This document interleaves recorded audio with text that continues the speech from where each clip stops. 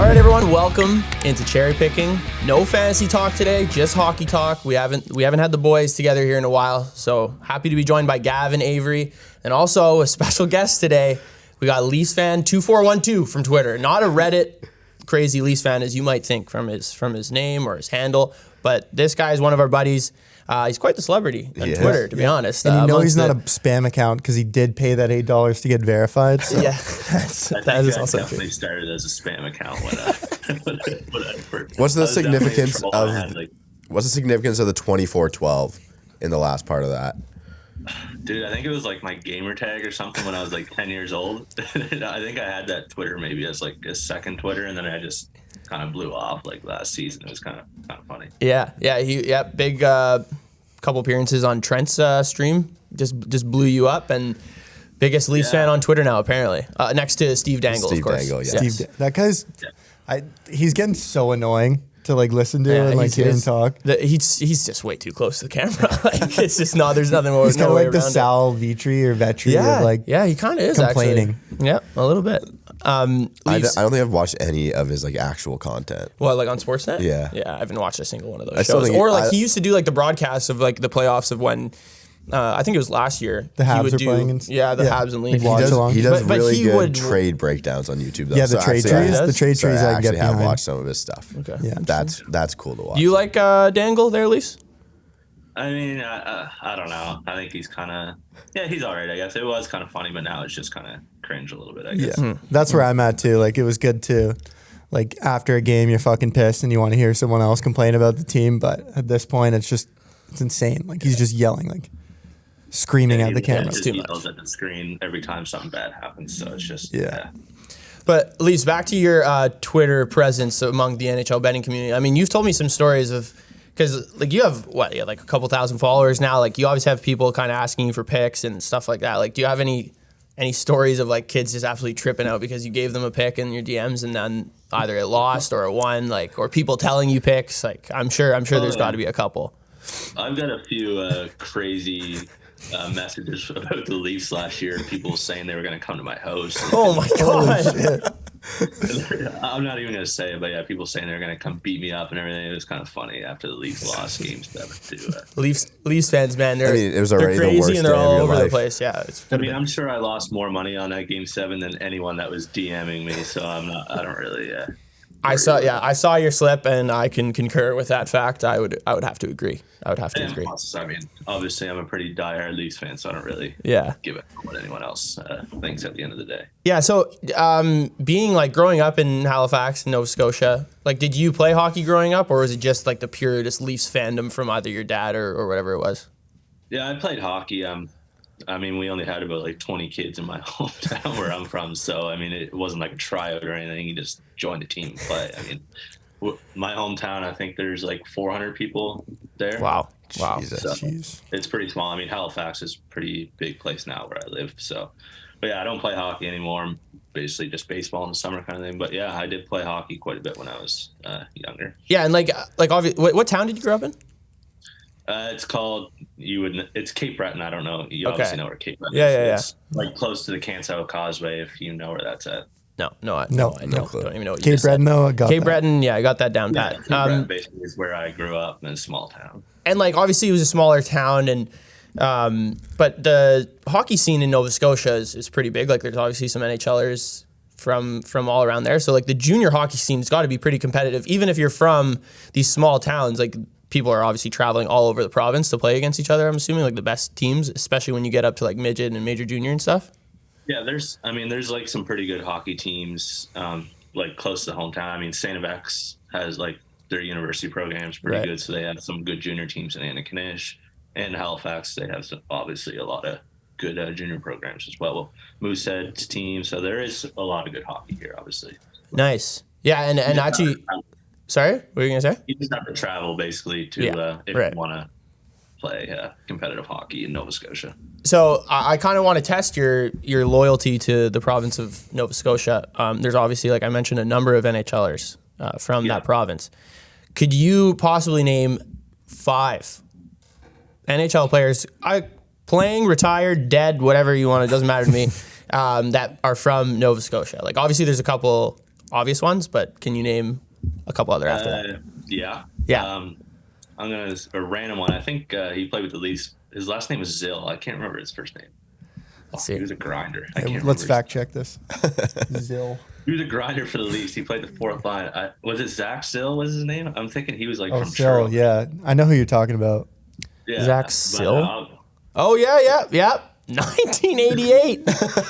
He's an older-ish chap, but he doesn't play anymore. But yeah, okay. How many games did he play for the Leafs? Obviously, he was close to my hometown. Brad Marchand, don't really like him too much. McKinnon, McDonald, Crosby, obviously. I don't know how many that is now. Yeah, it seems like you pretty much got them all. And that's Andy McDonald, right? Defenseman, played with the Islanders, I guess it was, or Philly. Do you know any guys like from just growing up, like buddies? Not really.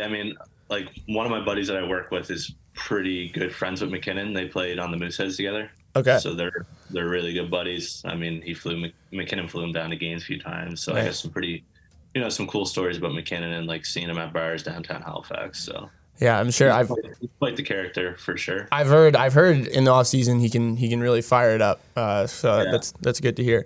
Him and Sid usually like rent out a bar in Halifax. It's not really that hard to do. This is gonna lead into my question. Yes.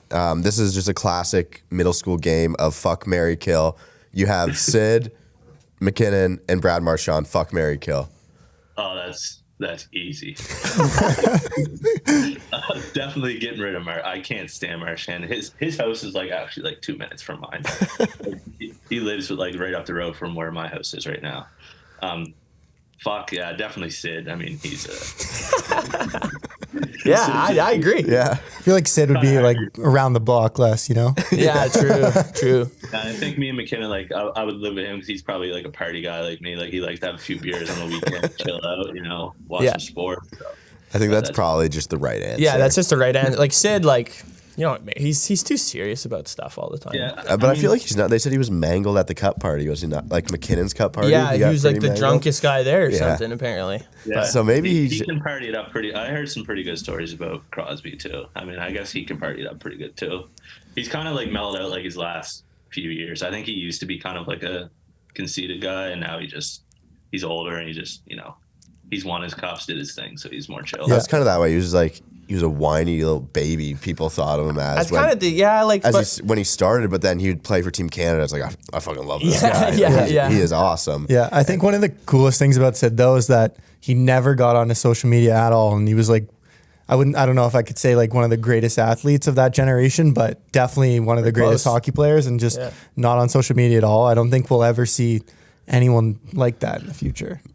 In terms of just media attention, being on social media, posting about stuff, you don't see his that life anymore. Is pretty quiet, even around Halifax. What McKinnon does is kind of public. Everyone, you kind of hear about it the next day at work or wherever. But Crosby, it's always just pretty hush hush. What he's doing. So he's always been like that. It's just I don't know, just what he likes to do. He doesn't like being in the spotlight, I guess.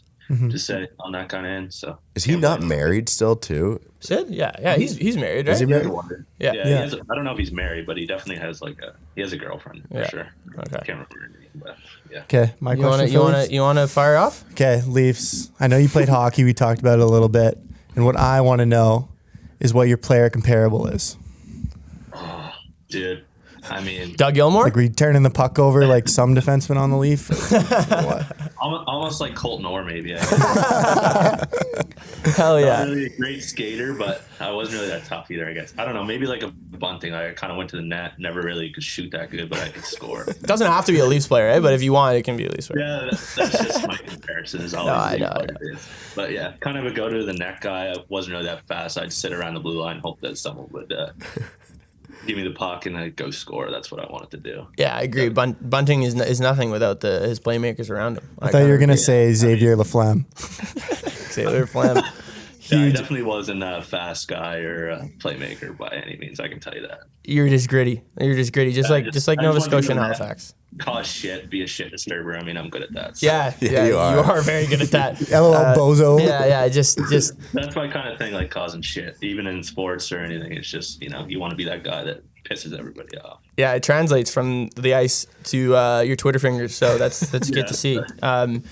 But that's an easy transition for.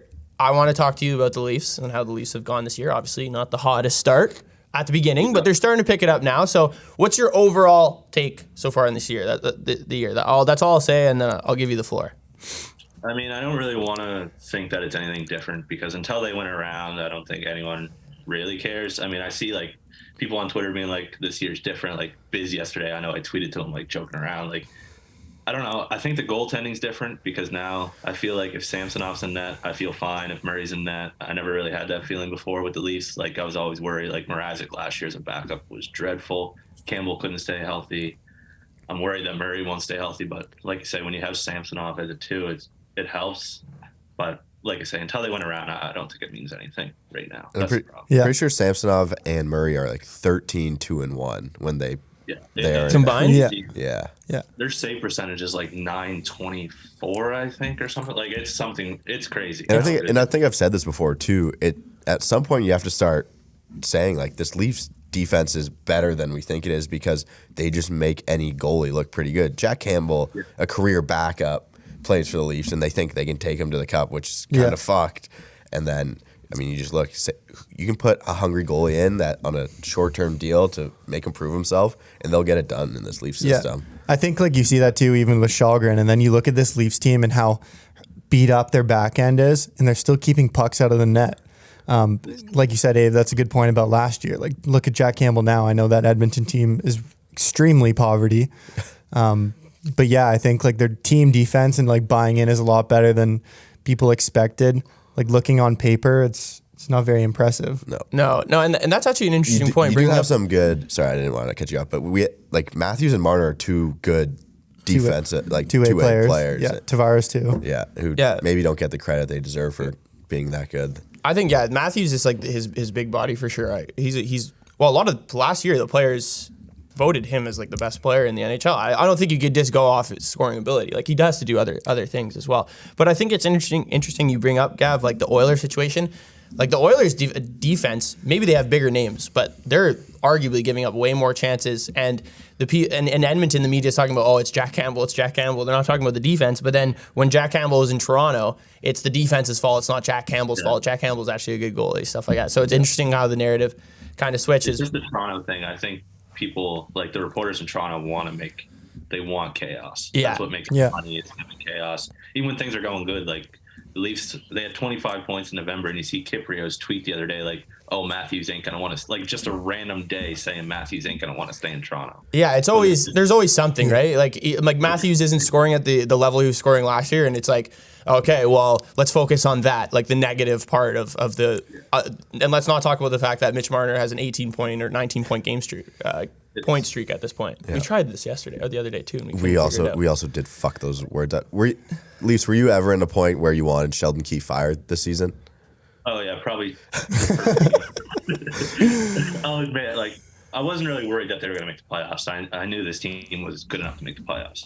I still don't like a lot of things that they do. I think Alex Kerfoot might be the worst Leaf of all. Yeah, he's not been good. I'm with you there. Getting paid too.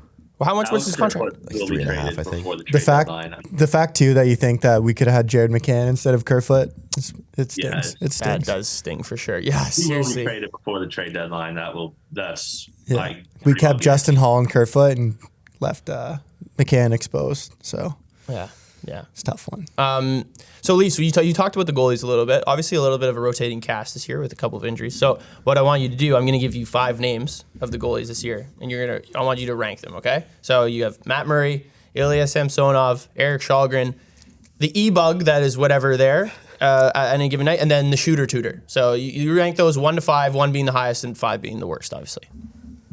I mean, I think, dude, I kind of like Samsonov so far this year. I mean, Murray's glove kind of scares me, but he seems like he's cleaned it up a little bit the last few games. I'm going to take Murray 1 just because he's won 2 cups. He's been there before. Samsonov hasn't really done as much to him. So I'll take him 1, and obviously Sam 2, Källgren. I hate Källgren, but he actually did play pretty good considering he's like a 4th-string goalie. I mean, he came in and played. He kind of settled the storm when everything was going crazy. Damn. Who is he? Who was the other two? The emergency goalie, like the E-bug. David Ayres. And then, David Ayres pretty much, or a shooter tutor. Man, I thought I was going to stump you there, and I thought you were going to give in to the emergency bug and the shooter tutor above of Shalgren, because I know how much you fucking hated him so far this year. Yeah, maybe I'll take David Ayres over. Okay, David Ayres over. That's fair. I like that. I don't know how many saves he had against the Leafs that game. I remember watching that game. I was drinking on a Saturday night, and I just couldn't believe my mind. You were drinking on a Saturday? No, come on, that's impossible. I was in Virginia with my brother and his baseball buddies watching the game, and they don't know much about hockey, and having to explain to them oh my God, who came into the net, and the fact that the Leafs still lost made me want to kill. Like they're like, how are they? Like, this is the team you cheer for? Yeah, how are they losing? Like, guys, I don't know. He's a Leafs player too, kind of thing. Like that's the funny thing. Like he's basically on the Leafs organization as a MLSE pays him, right? Yeah, well, that as the like they used to do it. Like he was the Zamboni driver at the university that I went to, at the college I went to, and then but in years past they used to have like the Ryerson goalies would be the E-bug. Like one of my buddies was. One of my closest friends on the hockey team was the goalie, and he would go to like most of the games. I think they paid him like $50 just to sit all the way up in the bleachers and bring your equipment. But like he said, like it's so unprofessional. Like he literally walks into like the front doors with his gear, and they're like, "What are you doing?" He's like, "I'm the emergency goalie." They're like, "Oh, okay," and then they like bring him up. Like that could be a key to like go to. We should film content of like trying to sneak into a game, like just pretending we're the E-bug. Yeah, I bet you would be pretty funny. We'll get T-Max old pads up. They're probably like 13 inches. Like fit him when he was like 5'5", but it's just a Leaf moment that you'll remember forever being a Leafs fan. It's just another thing that is just, it's almost funny to me when this stuff happens now because it's just like, It's like, where would you rank that on terms of like devastating Leafs fans moments? Like obviously there's the playoff losses, the David Ayres situation. Like where would you put that? I mean, the Bruins Game 7 is definitely number one. Number one, yeah. Can't beat that. Montreal is definitely. That's like a close call for number one for me because of how fucking poverty that was. Being up 3-1, like fans, it would have been worse. Like it was kind of COVID, so it wasn't really like there was no one there. Yeah. Like after that happened, I didn't watch any hockey all summer. I didn't pay attention to anything. Like I didn't even know what the fuck was going on. I didn't want to see a single thing about hockey. Like I was so upset about that. It was awesome. I had a great time that playoffs. Montreal Cup, or went to the Cup final, and they got absolutely murdered. But still, it was Cinderella run was great. Montreal was lit. Even the fact that it was COVID at the time. That was awesome though, man. When they just played the Canadian teams all the time. That was fun. But I mean, it got a little old late in the season. It's like, okay, they've played Ottawa fucking 9 times now. I'm kind of sick of it. I don't need to see fucking who. I don't even know. Ottawa was really bad back then. It was like Artem Zub was the number 1 D.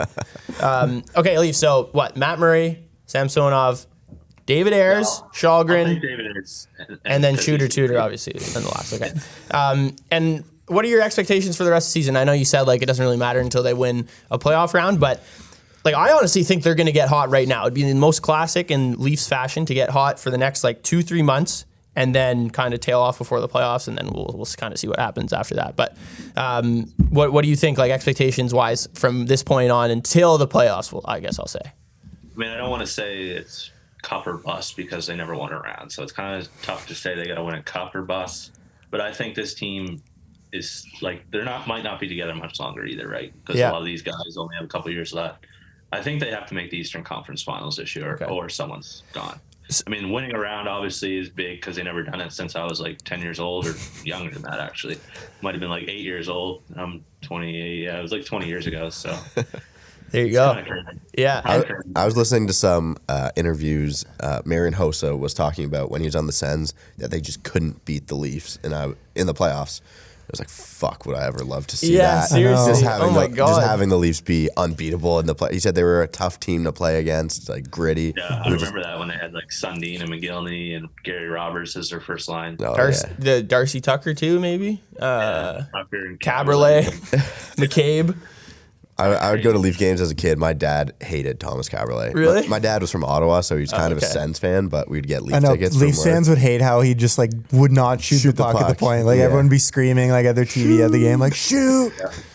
Yeah. He wouldn't. He actually wouldn't shoot. And when you think about it, the Leafs still like don't really have a defenseman that can like fire the puck from the point. Like they don't have a lethal like slap shot. Even Riley, like Dion never had to have been the last guy. Even then, man, like they just literally have never had a defenseman that could quarterback the power play and actually shoot the puck. I guess it's a good point. Like, I was watching Owen Power play on the power play yesterday, and he can't really skate that well. Well, he hasn't been like. I mean, it's tough to say because I don't watch enough Buffalo games to be like, oh yeah, he's positioned well in the defensive zone. But just looking at his stats, like, I think he has one goal. I don't even know if he has a goal yet. Yeah, and it was just tough to watch because all he wanted to do was blast the puck. Oh, right? Okay. And then you get Darlene on the ice who can skate a little bit better. He just finagles his way through the offensive zone. And it's just like, why would you ever put Owen Power on the power play when you have a guy like Darlene? He skates like a fucking dove. He's awesome. I love Darlene having the year that he's having this year he's got a little bit of jam this year too. He does have tons of jam, all the jam. Leafs defense don't know how to shoot the puck. Like actually, they have Justin Hall. Been able to. Yeah. I mean, Giordano probably would if they would, but they don't. He's so old, dude, and he's playing like 20. It's kind of crazy, man. Like he's 40 years old and he's playing 25 minutes a night. I mean, fuck. Yeah, and he looks great too. So. Props to him, dude. Getting paid $800,000 compared to Matthews $12 million. And he'll get his bag soon. So what's your so if you had to pick, if someone was like gun to your head, what place are the Leafs going to finish in the Atlantic this year? I mean, I think they're probably going to finish number 2 just because Boston's been so good. Yeah. I don't think Florida is going to pass anyone. Like they'll probably finish wild card, I assume. Tampa will probably finish 3rd. It'll probably be Leafs Tampa again this year. Great. Same thing. Great. They'll beat them this year, though, because they don't have Jack. The NHL has to. I don't know why they have ever switched to this. It's so stupid. It should still be 1 versus 8. I totally agree. 100%. I think it's horrible the way they do it now. I guess it's a little bit more competitive. But what about you guys? What do you think? I'd 100% should change it. It should just be no. But do you think like in terms of where are they going to finish in the Atlantic? Where they going to finish? The Bruins second? have like a couple games in hand, and they're I don't know if they can catch the Bruins. I don't think it'd be insanely hot start, that crazy if they did catch them though. But it's hard to bet against that Bruins team right now. I tried fading them the other night since they still haven't lost a game at home, right? So I don't know. It's hard to beat the Bruins, but then again, like they always, not to jinx it, like every team goes through injury struggles, but they've been pretty healthy so far, and like they're usually a team that still battles through and loses some guys. So I could see them dropping a few games and not staying like this hot, but. Yeah, I think second's reasonable. Sucks. Yeah, I think that's the most realistic. I mean, for how injured the back end is for the Leafs, the fact that their top end forwards have been pretty healthy is always nice and gives them a chance, right? Yeah. But it's like the third line guys are the guys getting like Yarncrook's out for a while, guys like that. They just had probably their best month that I've ever seen them had, and they're on defenseman number 10 is kind of crazy. Yeah, that is wild. Just next man up mentality, man. Sheldon he's bringing that to the locker room. The Leafs are 8-0-2 in their last 10 games, and I was there for one of the overtime losses, which fucking sucked. Yeah, of Who course. they play again? The Islanders. Yeah, the fucking Islanders, man. Shelgren with that great giveaway. That giveaway, oh my God, that was so bad. Was horrible. That's when you had to spin the wheel because of that, right? I think I did have to spin the wheel because of that. Actually, that motherfucker. Well, that was also Tyler's fault. Yeah, that was Tyler's fault. True. Okay, so let's go to the next topic. Seattle Kraken. Honestly, I know, Leafs fan, you're going to have some opinions on this. We're going to decide if they're good or fake good. But Leafs, do you mind if I do a new segment called Hard Hat Facts presented by all construction workers before we get into it? You know mine? Okay, cool. So I'm going to let you guys duke it out, but I'm going to give you the facts first, okay? So Seattle Seahawks. Seattle Kraken, second in the Pacific. This is not going to stay on. Second in the Pacific at 15-5-3 with 33 points. Third most goals scored. Seventh fewest goals allowed. The third best goal differential. Top 3 in expected goals against per 60. Fifth fewest high danger shots against. Like, I don't know, guys. I think this team's the real deal, but you guys, you go. You can't give us those numbers and think the team's not real, right? Like when you see real on ice talent and them playing good hockey and then the numbers back them up, I mean, I'd be an idiot to say that they're frauds at this point, right? Yeah, I think honestly, like they don't have the star power that the Devils do, but just kind of looking at the team, it kind of reminds me of them. Just thinking about that now, because like they seem to just play so well as a unit together. They don't have that star guy. Like their leading scorer is Burakovsky, and he's been like a career third liner. Obviously, he's emerging a bit, getting more of an opportunity in Seattle, but I do think they're legit, especially in that conference or division. The Pacific, I think, is pretty fucking terrible. I mean, LA, Edmonton, I was gonna say is the Pacific. I actually think that now with the Kraken. It's like Kraken and Golden Knights are like the two top teams. But the Kings and Oilers they're not bad teams. I don't think Calgary's is good, to be honest. But Leafs, what do you think of Seattle? Like, I know we've talked about this before, and one of the concerns you brought up was the fact that Martin Jones maybe is playing a little too well, which I kind of agree with. But you look at the game yesterday, Grubauer started, and they ended up comeback winning against Washington Capitals in overtime, 3-2. Matty Beniers scored like 7 seconds in overtime. So what do you think about the Kraken? I mean, I think since I've said that they're fake good, I don't think they've lost. So it's kind of tough. But, I mean, dude, is Martin Jones going to play like he did when he went to the Cup with the Sharks? When was that, 5 years ago? Yeah. I mean, Martin Jones, I don't know if he can keep it up. I mean, fuck. He's still running an .893 save percentage. He's an .893. To watch every Kraken game because it's like 2 a.m. it ends here. Yeah. So it's a little bit tough, but I think they're going to make the playoffs. Okay. So I would say then that means you think they're good. You know, they're not fake good. They're good. Because you got to be kind of surprised of where they're getting scoring from too, right? Like it's from everywhere. It's from everywhere. It's very consistent throughout their entire lineup. And the thing with Martin Jones that I kind of think, like, you look at the last couple teams he played on before he came to Seattle. Like Seattle last year, their defense, they just obviously was a brand new team. Their chemistry was all over the place. They weren't that good. But you look at Martin Jones with Philly before that when they were not very good. They had a very, very lackadaisical off defensive unit. And then even before that, he was at the tail end of San Jose being like good and bad, and now they're not great. But he was at the tail end of them being like really bad for like those 2 seasons when Marleau, Thornton, and all those guys were kind of gone at that point. So it's really interesting. I think the Pacific will be a pretty tight race all the way to the end, which is I don't think a lot of people really expected, especially with the Seattle in contention. I mean, the Oilers have to play better at some point, right? Even the Flames. I don't think they're good. Like without Draisaitl, I heard this on Chicklets too, but like without Draisaitl, McDavid, like they're actually a lottery team. Yeah, no, 100%. But I mean, it's because you spend so much money on those guys, like you can't just pay everyone else. Unfortunately, it's not even that. Like they have so many other bad contracts too. Like he's gone now, but like their whole team is just shambles. Yeah, I mean, you got Hyman. I think Hyman's a good piece there. Like he works well with those guys. But just looking at these defense, like Tyson Barrie is horrible now, like especially defensively. Nurse is pretty good, but he's still more offensive than anything. Bouchard's solid, but he's proven to not be that good stay-at-home defenseman. A little bit different, and then kind of the other guys that they just filter through, it's obviously not working out. Cody Ceci might be one of the worst defensemen I've ever seen play the game of hockey too. So Cody Ceci, that type of defenseman, the right-handed slow defenseman, just stands no chance. He literally is only in the NHL because he shoots right. Like it's such a commodity. Justin Hall blocked shots. That's the only reason. Shoots right, block shots. Yeah, Cody Ceci or Justin Hall? Who'd you rather have? Fuck. Justin Hall. Justin Hall, Minnesota University alum. He makes less money. That's the only reason why, I guess. Probably. I think CC makes like 4.5 or something. Yeah, that's absurd. That guy's like one of the best like legal bank robbers of all time. I don't think he's ever had a season when he made like other than your entry level deal where he made less than like $4.5 million. He's never. Yeah, he's always been a top 60, but like has he actually been a top 60? Like he's been paid by like a top 4 or 60, but never really just actually played like it. And you see like Edmonton yesterday, watching that Wild game, the amount of fucking turnovers they had, it's just muffins up the middle. Like obviously the Wild are gonna take advantage of that. You have a team with offensive talent, like any team in the playoffs that they're gonna play, it's gonna come down to their goalies. It's gonna come down to Jack Campbell at the end of it. So I feel bad for Jack Campbell. I don't think he can't stay healthy enough, and he can't play too many games because he's just not a starting goalie. Never was, and that's why the Leafs could only play him like 40 games a year. No, they always had to have another 2 guys when Campbell was there because he just couldn't do it. Yeah, he can't stay healthy, and his body doesn't allow him to do it. Well, and his brain gets in the way a little bit too, I think sometimes. Yeah. So I think it's tough. Yeah. So I think we're all in agreement for one though. It's Seattle, good. Right? Yeah. Not fake good anymore. Yeah. They're good. They're a good team. They're going to make the playoffs, I think. That's a personal opinion. I think we're all kind of in the same line with that. But that's pretty much it. Leafs, you have any questions for us? You want to ask us about our hockey careers? I didn't have much of one, but Gav kind of did.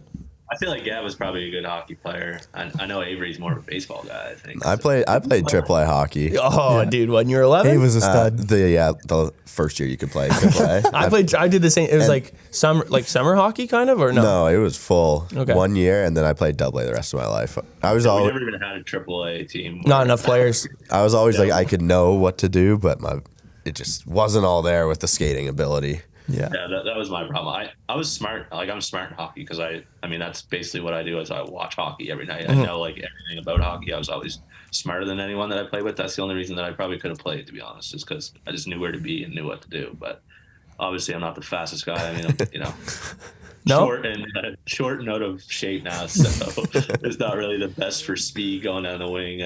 Too many nooners. Phil Kessel says different. Yeah, seriously, dude. Phil Kessel is going against all matters of science at this point. Yeah, that's basically Phil Kessel, but I mean, yeah.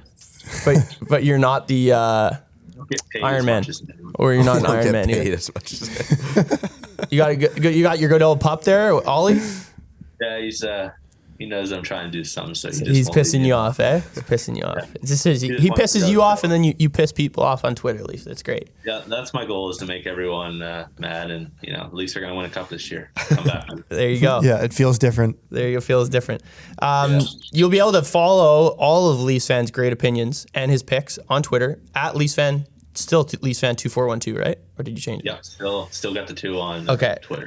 Leafs Fan 2412. So to be able, or go check out his profile because it's good banter and good picks if you're one of those NHL bettors like we all are pretty much.